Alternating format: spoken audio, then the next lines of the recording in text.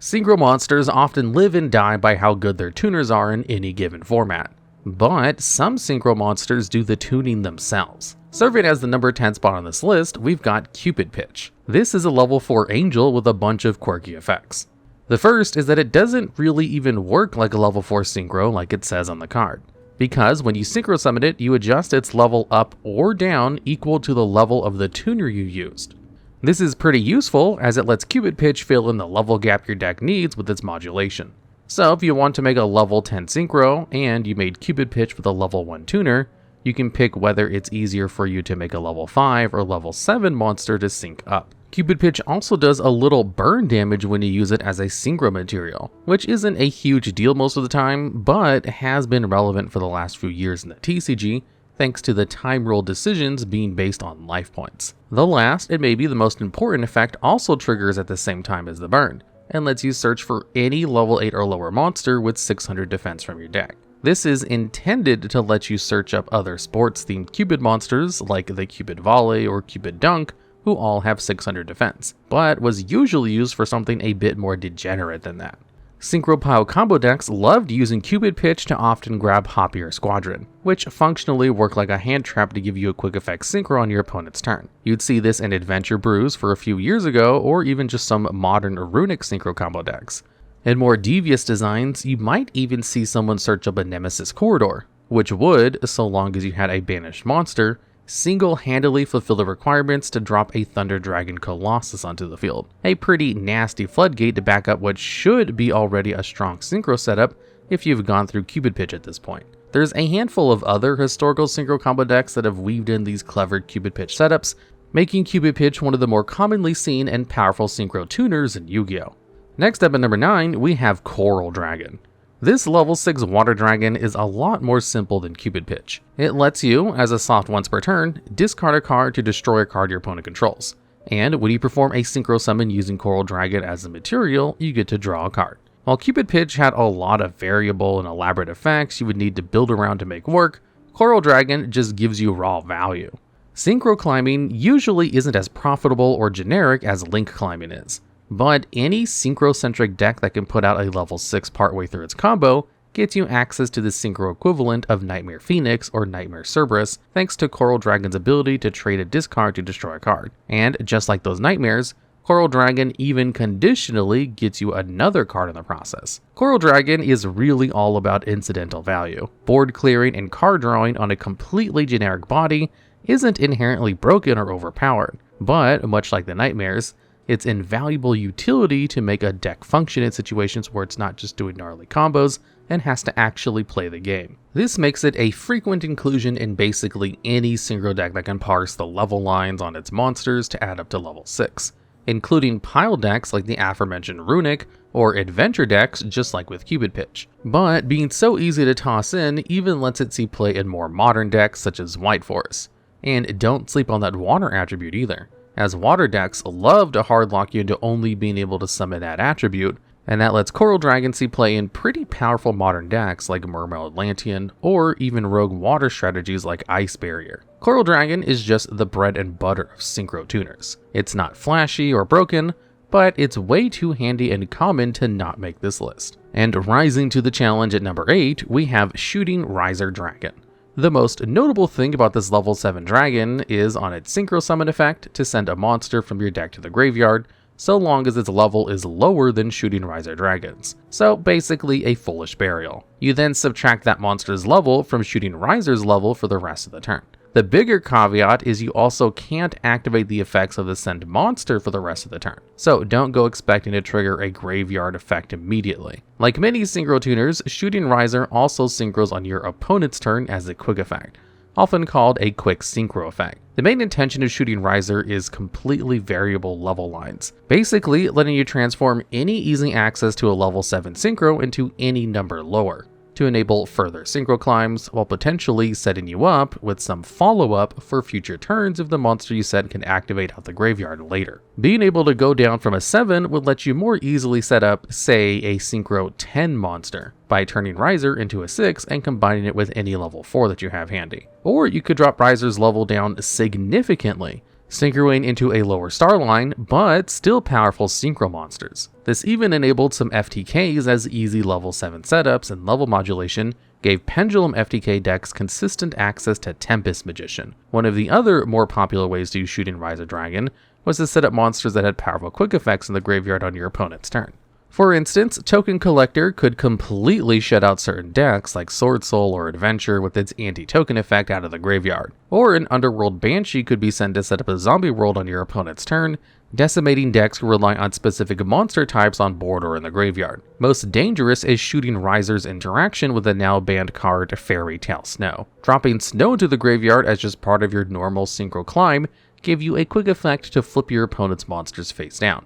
A free interaction on top of the generic Synchro climb and quick Synchro shenanigan Shooting Riser could also set up. Shooting Riser Dragon's not quite as broken as the other foolish burial flavored monsters out of the extra deck thanks to its restrictions, but it certainly has found itself involved in all sorts of broken combos and decks throughout its lifespan, despite not living up to that lauded company, and that still makes it a great card. And taking the number 7 spot on this list, we have Visa's Amritara. This is an unusual Synchro Tuner, both because it's not exactly generic, needing a light monster as part of its Synchro materials, but also because it's a level 8 tuner, which is unusually high. It also counts as Visa Starfrost on the field, which is important to a couple of different archetypes across the Visa's lore history, but none more so than Vanadium. Since Visa's Amritara searches any spell or trap that mentions Visa's Starfrost when you Synchro Summon it, this lets you search a plethora of field spells across the Visa's lore, with the most common one being Peaceful Planet Calarium,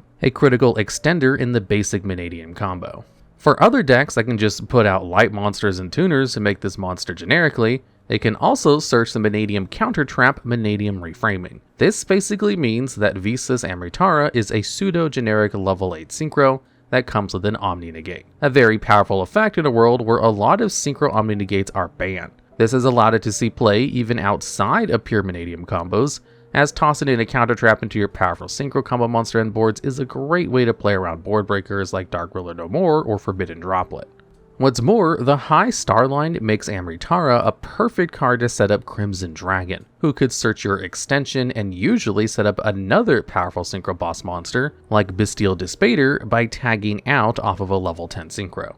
Historically, Hot Red Dragon Arcfiend Calamity, but even with that banned, there's other solid Synchros to cheat out. Amritara has a final effect, letting you destroy a monster you control to give all your Synchros an 800 attack boost. This might seem counterintuitive, but the entire Vanadium engine tends to go neutral when destroying its own monsters, while gaining other minor benefits, like how destroying a Vanadium Meek will just summon another Meek from your deck and pumps its level by 2 to modulate your Synchro plays. Vanadium Torrid will get you another Vanadium Tutor, and Vanadium Fearless will summon another copy of itself and give your Synchro monsters an additional 500 attack boost. Vanadium, in its glory days, was one of the most powerful combo decks ever. It wasn't unusual to see it in the top cut of major tournaments. The fact that Amritara is a critical piece of a former top deck and a generically useful Synchro monster in its own right gives it a cozy spot on this peaceful list. And arriving at number 6 on this list, we have Denglong, first of the Yang Zing. This level 5 worm has 3 distinct effects, and each effect has different implications for how the card is played. The original thing that made Denglong so good is its ability to turn one extra deck play into 2 Omni Negates. On Special Summon, you can add a Yang Zing card from your deck to your hand, in this case 9 Pillars of the Yang Zing. The archetypal counter trap Omni Negate that also destroys a Yang Zing to resolve. Second, Denglong can send any worm monster from deck to graveyard, and in this example, that would be Chiwen, Light of the Yang Zing. This turns Denglong's level into the sent monsters, but that's not super important in this. Finally, when Denglong is destroyed, it can float into any Yang Zing from your deck. So you drop an Omni Negate with 9 Pillars on your opponent's first significant threat. Then float Denglong into Bian, Earth of the Yang Zing. This special summons Chiwen from the graveyard as well, and quick synchros into a level 4, usually Herald of the Arclight. Another Omni Negate with a nifty Floodgate attached. This little sequence, despite its many garnets, was way ahead of the curve for interaction efficiency when Denglong was released, and that got first of the Yang Zings a fast trip onto the ban list. And this wasn't even Denglong's only use, as it also set up 1-card plays with Yazi, Evil of the Yang Zing, to special summon any worm monster, often seen as a line in Sword Soul brews. More recently, after its unbanning, it's also been paired with a different counter trap setup. Instead, searching Zephyr Niu, Secret of the Yang Zing in Pendulum decks, special summoning it out, and then using Denglong to synchro into other extenders like Ignister Prominence for further pendulum-centric extension, or just a Chow Fang to insulate the combos from Nibiru the Primal Being. You can blame super heavy Samurai Prodigy Wakaushi for enabling these spicy setups, as it gave a little revival to generically powerful synchro monsters like Denglong on its release. While Denglong's best years are behind it now, it's still one of the few Synchro Tuners who has ever rightfully earned a place on the Forbidden List just for how powerful the combination of so many useful effects crammed into one monster could be. And speaking of which, back at it again at number 5 on this list, we have Ib the World Chalice Justiciar, another level 5 synchro. Ib actually has a lot in common with Denglong. Completely generic to summon, served a reasonable time on the Forbidden List, and did it by putting together wacky combos to put up way too many interaction at a time when board building that powerful was just not acceptable. Ib's claim to fame was basically being Denglong 2.0, right down to having to play a bunch of janky cards to enable its combo. Ib lets you search a World Legacy card on Synchro Summon. This usually meant a World Legacy Succession, which was basically just a monster reborn if you could make a Link monster. Second, when Ib was sent to the graveyard after Synchro Summon, you could special summon out a World Chalice monster from your deck. This meant Ib could functionally level modulate just like Denglong, as you had your choice between levels 1 through 5 with each of the World Chalice monsters and itself. Doing the math, that's one monster turning into a +2 card, thanks to an add and a special summon. And with a Link monster like Gravity Controller, the restriction on a card like World Legacy Succession didn't matter, and made putting Ib in the graveyard trivial. Ib was designed with Master Rule 4 in mind, where synchro summoning was much more restrictive. But when those rules disappeared, and with enablers like Gravity Controller being printed, Konami saw the writing on the wall and banned Ib before it could really make a huge metagame impact. It was just obvious some of the best and most degenerate strategies would be one-card Ib setup combos into absurd Dragon Link combo endboards, which was the same reason Denglong was already on the Forbidden List before Ib. And so they became a pair of similar cards serving their sentence in tandem. And just like Denglong, Ib has returned to the game in the modern era, because playing a couple of Garnets to enable a pop-off game-winning combo when you go first isn't quite as viable as it used to be. The main reason Ib just slightly edges out Denglong is she's a little more powerful, and one of her Garnets, World Legacy Succession, is actually just a fine extender even if you draw it normally when playing Link monsters. And you can't say that about the Yang Zing Garnets. Either way, it's a tight race, but both of these Wombo Combo extra deck disasters definitely earn their place in the Hall of Fame for Synchro Tuners. And at number 4, we have Formula Synchron. It's also the lowest level on this list so far at level 2. But that's not a bad thing for a tuner. So far, most of the Synchro Tuners on this list have been all about what value they can give you as you synchro climb up to something more dangerous, or how they can contribute to your end board. Formula Synchron is the OG example of this, giving you a simple draw 1 and a quick effect synchro to go into some other stronger synchro monster in an easy to access level 2 package. This means Formula Synchron basically only works with level 1 monsters and level 1 tuners, and there's no shortage of great level 1 access in Yugioh. Formula Synchron's biggest impact was with its synergy with low-level water engines like the Frogs and the incredibly broken Fishborg Blaster. The drawn card would let you cancel out the cost of Fishborg's discard while climbing up the level ladder to better synchros, and discarding was great, as it could get Fishborg's best buddy, Treeborn Frog, into the graveyard to further eliminate the cost of synchro climbing. This, along with synchro deep draw combos with TG Hyper Librarian, would get Formula Synchron a stay on the limited list for quite a while. That wasn't the only time Formula Synchron did something broken with the TG monster though, as it saw a revival in more modern formats to quick synchro into TG Wonder Magician as a way to use its spell speed 1 effect to destroy a spell trap card on the field as a quick effect. And as you might have guessed, it would be used to destroy Artifact Scythe, usually winning the game on the spot. But while broken, that pales in comparison to Formula Synchron's recent stint of viability. This time around, it was Snake Eyes. Thanks to Snake Eyes being able to easily search up Jet Synchron with its innate ability to special summon level 1 fire monsters from the deck, that gave what otherwise would be a basic link climbing deck full access to huge synchro boards. The best cards being Borreload Savage Dragon and Baronne de Fleur, as you would expect. Snake Eyes could put out level 8s, 7s on the field with Flameberg and Diabellstar, and while level 1 plus 7 easily makes an 8 for Borreload, 1 plus 8 doesn't quite make 10 for Baronne. So Jet Synchron and Flameberg didn't quite get the best option. And that's where Formula Synchron comes in. Not only does it bridge the gap, basically level modulating your access to level 1s into a level 2, it draws a card for you for your trouble. Very important in modern Yu-Gi-Oh decks, where extra draws can lead into more interaction with hand traps. Combined with Wanted, Formula Synchron was enabling busted combos and giving the deck a pot of greed on the way out. To top it off, Formula Synchron works great with Flameberg and the field spell by letting you place it into your spell and trap card zone on your turn, and then summon it on your opponent's turn to get its quick effect synchro to further disruption. You can thank Formula Synchron and Snake Eyes' inherent synergy for the current banned state of Borreload Savage Dragon and Baronne de Fleur. A pretty seismic impact for such a small car. Formula Synchron is the simple example of what makes Synchro Tuners great. And sometimes a simple but undeniable great effect is all it takes to have such a huge impact in Yu-Gi-Oh! And marching in at number 3, we have Martial Metal Marcher. Another fairly simple Synchro Tuner. Martial Metal Marcher comes in at level 3 and lets you special summon a tuner from your graveyard when you synchro summon it, negating its effects on field.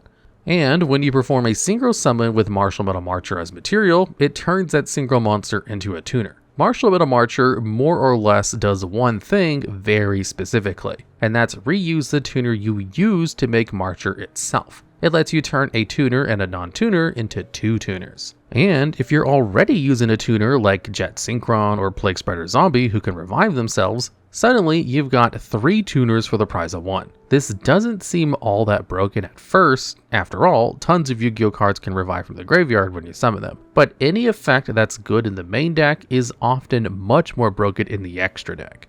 Martial Metal Marcher first made its presence known alongside the likes of extremely broken synchro spam strategies that focused on using the now banned trio, Crystron Halki Fibrax, Mecha Phantom Beast Auroradon, and a Link Cross. The basic premise was, thanks to cards like Auroradon, Link Cross, and Mecha Phantom Beast O-Line producing tons of non-tuner tokens, the main thing holding you back was getting enough tuners to synchro with those tokens to make something of them. Martial Metal Marcher cleaned with that math quite efficiently, and worked great with the low-level monsters involved like Jet Synchron and Despot 001. The board would spiral out of control, drawing tons of cards off of the now familiar TG Hyper Librarian, looping hands into oblivion with Psyframe Lord Omega, and putting out plenty of negates like a Herald of the Arclight and Crystal Wing Synchro Dragon.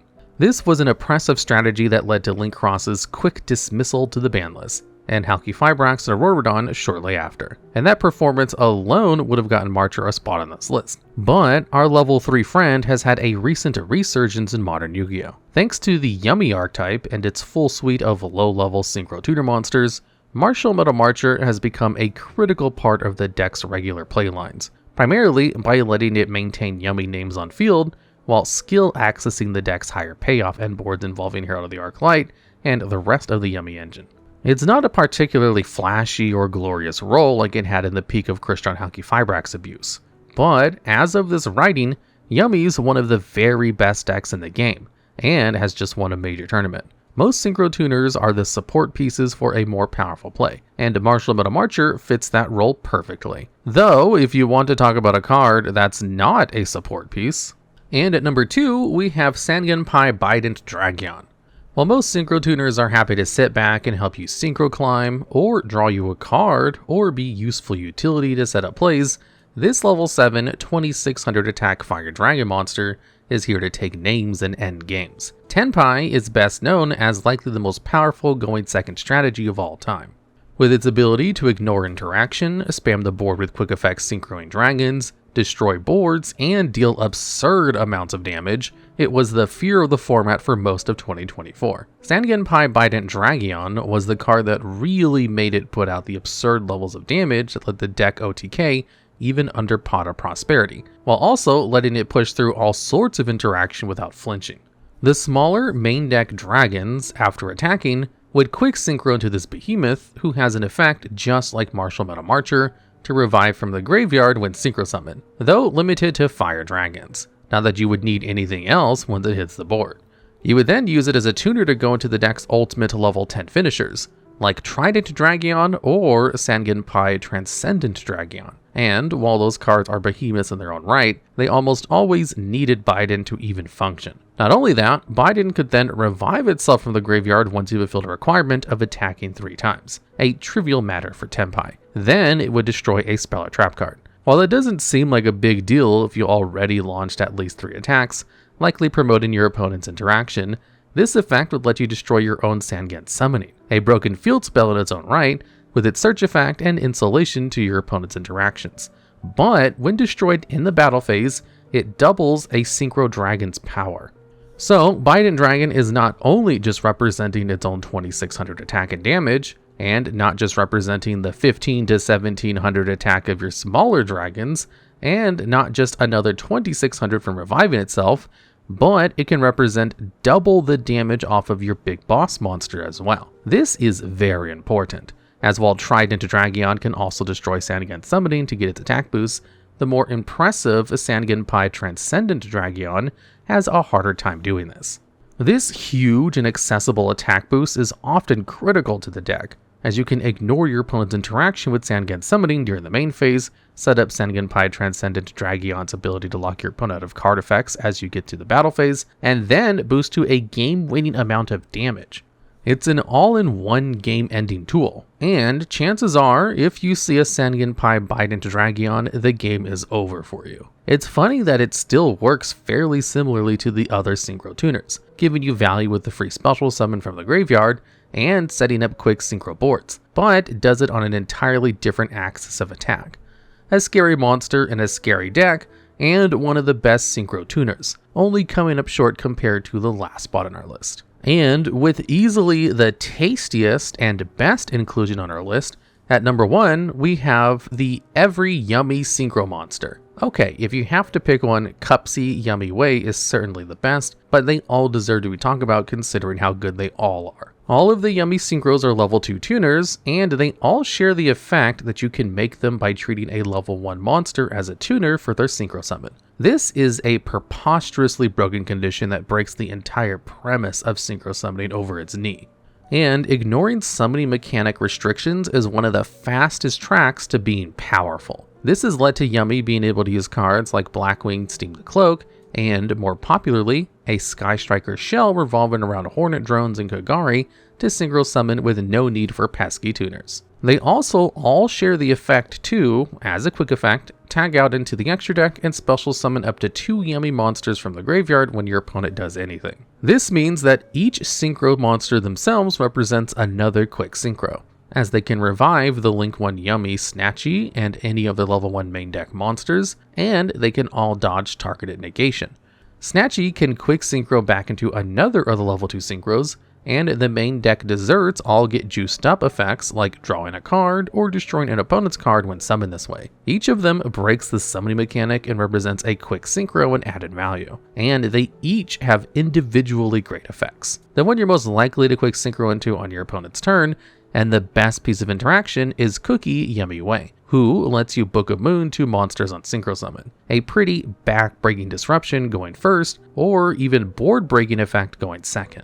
The best extender is Lollipop Yummy Way, who lets you special summon 2 yummy monsters from your graveyard in Synchro Summon, functionally making its summon completely free, especially when you throw in an aforementioned Synchro Climbing card, Martial Metal Marcher, into the sequence. Suddenly, a Synchro 2 is a Synchro 4, or multiple Synchro 3s, or even more link materials for cards like SP Little Knight and Snatchy. Finally, and the best starter, is Cupsy Yummy Way, who on Synchro Summon lets you add 2 yummy monsters from your deck at the trivial cost of discarding a card for your trouble. Searching 2 cards on Synchro Summon is a preposterous effect, especially considering the yummy main deck monsters all easily special summon themselves and plus you along the way. Cupsy is the reason why you can play generic Link 1 fodder like the Sky Striker cards and get right into your full yummy play without ever needing a normal summon, getting you to engine purely if you can put a level 1 and a Link 1 monster on board.